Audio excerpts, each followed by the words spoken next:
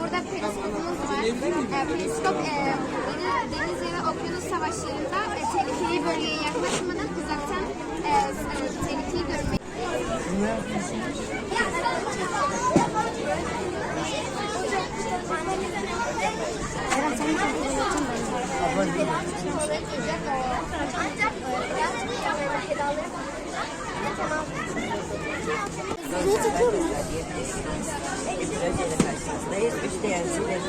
Sayın hocam.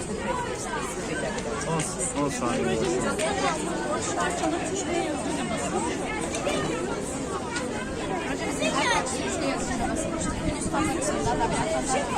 Sistemin içine girmesi için bir gövde tasarlanmıştır.